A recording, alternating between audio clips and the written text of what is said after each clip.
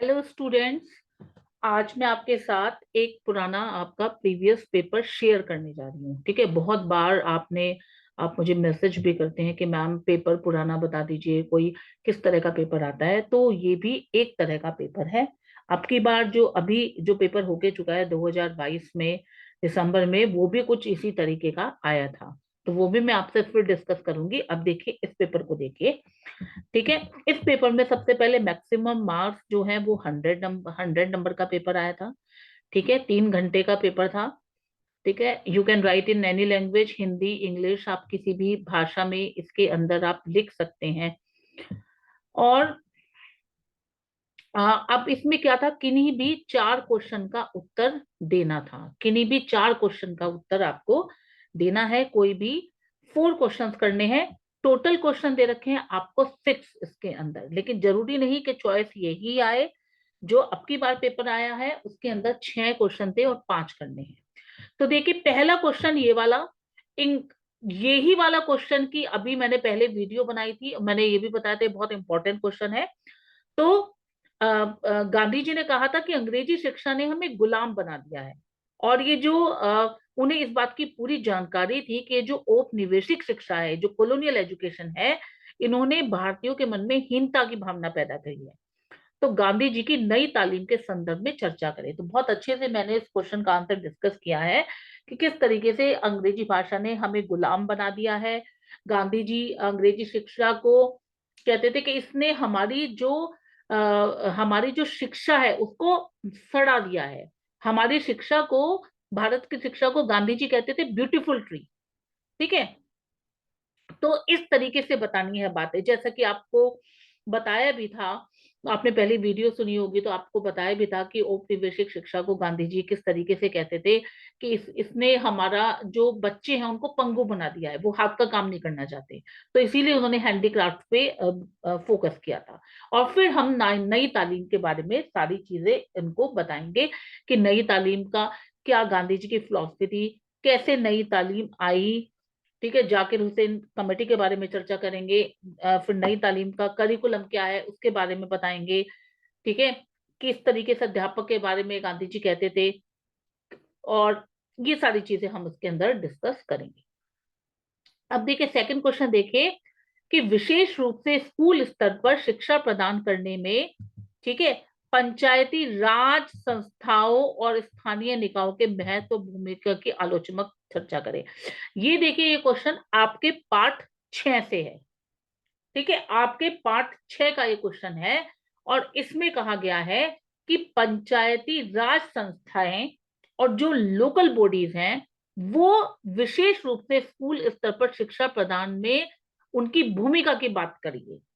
आलोचनात्मक चिंतन, देखो जहां पर ये वर्ड होता है ना, क्रिटिकली एनालाइज या क्रिटिकली डिस्कस, उसमें आपको उस चीज के पॉजिटिव पॉइंट्स भी देने चाहिए और यदि कोई नेगेटिव पॉइंट हो तो वो भी देना चाहिए। जब हम आलोचनात्मक चर्चा की बात करते हैं तब आपको दोनों तरह के पॉइंट्स इसके अंदर देने चाहिए। तो अब वो सारे पॉइंट्स बुक में आपके बहुत अच्छे से दिए हुए हैं कि किस तरीके से जो पंचायती राज संस्थाएं और स्थानीय निकाय उनका क्या महत्व है।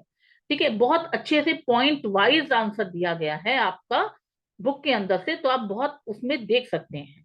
ठीक है, अब देखिए क्वेश्चन नंबर थर्ड। एक अधिकार के रूप में शिक्षा का क्या अर्थ है, अपने उत्तर को, ठीक है, प्रासंगिक उदाहरणों के साथ विस्तृत करें। तो मतलब पहले आपको यहाँ पर एजुकेशन ऐसे राइट बताना है। तो मतलब क्या बताना है, right to education. Right to education जो हमारा 1 अप्रैल 2010 से आया था उसके बारे में बताना है। ठीक है, राइट टू एजुकेशन आपके 2 चैप्टर्स के अंदर भी है। लास्ट वाला जो चैप्टर है उसके अंदर भी मेंशन करा गया है, फिफ्थ और सिक्स में आई थिंक। ठीक है, और उससे पहले भी एक चैप्टर में मेंशन करा गया है राइट टू एजुकेशन। तो और इसके आपको एग्जाम्पल्स भी देने हैं। ठीक है, और जो 6 चैप्टर है उसमें भी इसके एक दो एग्जाम्पल्स बहुत अच्छे दे रखे हैं। बहुत अच्छे तरीके से एग्जाम्पल दे रखे हैं कि, और ये भी दे रखा है किस तरीके से जुडिशरी काम करती है हमारा राइट टू एजुकेशन दिलवाने के लिए। राइट टू एजुकेशन का मतलब क्या है, सबसे पहले तो आप यही लिखो कि 6 से 14 साल तक के बच्चों को फ्री एंड कंपलसरी एजुकेशन दी जाए। और क्या क्या राइट्स हैं उनके बारे में हम इसके अंदर बात करेंगे। ठीक है, अब देखिए अब हमारा क्या है, अब हमारा क्या दे रखा है, नेक्स्ट क्वेश्चन है हमारा, नेक्स्ट क्वेश्चन है हमारा कि critically evaluate factors affecting a child access to different levels of education। शिक्षा के विभिन्न स्तरों तक बच्चे की पहुंच को प्रभावित करने वाले कारकों का समालोचनात्मक मूल्यांकन करें। मतलब कि कि शिक्षा के विभिन्न स्तर, जैसे प्राइमरी लेवल, सेकेंडरी लेवल, ठीक है, हायर एजुकेशन लेवल, तो वहां तक बच्चे की पहुंच को कौन कौन से फैक्टर हैं जो प्रभावित करते हैं, ये हमने पढ़ा है आपके लेसन 3 में। ठीक है, ये क्वेश्चन है लेसन 3 का, बहुत अच्छी तरीके से फैक्टर्स दिए हुए हैं। ठीक है, जैसे वो क्या फैक्टर्स हैं जो बच्चे के एसेस को प्रभावित करते हैं। फॉर एग्जाम्पल, पैसा भी एक बहुत बड़ा फैक्टर है। ठीक है, डिस्टेंस कितना है स्कूल से, वो भी एक फैक्टर है। पेरेंट्स एजुकेशन लेवल भी फैक्टर है। ऐसा नहीं है कि जो सिर्फ बुक में दिए हैं वो ही लिख सकते हैं, आप उनके अलावा भी फैक्टर्स लिख सकते हैं। अब देखिए question number 5, analyse the role of centre and state government in providing school education in our country. हमारे कंट्री में जो स्कूल एजुकेशन प्रोवाइड करने में सेंटर और स्टेट का क्या रोल है। ठीक है, ये क्वेश्चन है आपका लेसन 6 का। लेसन 6 का क्वेश्चन है कि सेंटर और स्टेट का क्या रोल है स्कूल एजुकेशन प्रोवाइड करने में, किस तरीके से सेंटर और स्टेट गवर्नमेंट प्रोवाइड करती है। सबसे पहले देखिए, एजुकेशन कॉन्करेंट लिस्ट में आती है, समवर्ती सूची में आती है, जिसके ऊपर सेंटर और स्टेट दोनों ही नियम बना सकते हैं। तो फिर हम इसके बाद हम बात करेंगे, जब हम स्कूल एजुकेशन की बात करेंगे, हम कुछ आर्टिकल्स, अनुच्छेद की भी बात करेंगे। वो अनुच्छेद जो हमारे स्कूल एजुकेशन से रिलेटेड है, हम उन अनुच्छेद की भी बात करेंगे।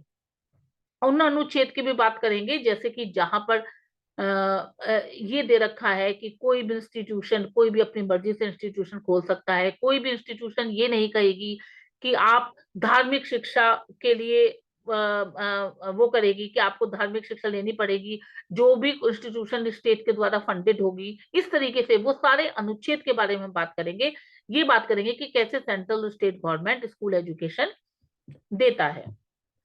ठीक है, अब लास्ट क्वेश्चन है, ठीक है, different dimensions of education in contemporary India. आज के समकालीन भारत में, आज के भारत में शिक्षा के विभिन्न आयामों का समग्रतापूर्वक वर्णन कीजिए कि आज के भारत में आप क्या क्या डायमेंशंस देखते हैं एजुकेशन की, एजुकेशन की कितनी सारी डायमेंशंस है, क्या क्या डायमेंशंस है, उन सब के बारे में आपको बताना है। तो देखिए, ये पूरा था 6 क्वेश्चंस थे, और 6 क्वेश्चंस में से आपको 4 क्वेश्चन करने थे। लेकिन मैं बताऊं, अब की बार जो क्वेश्चन पेपर आया है, ठीक है, जो अभी आया है, उसके अंदर 6 में से 5 करने थे।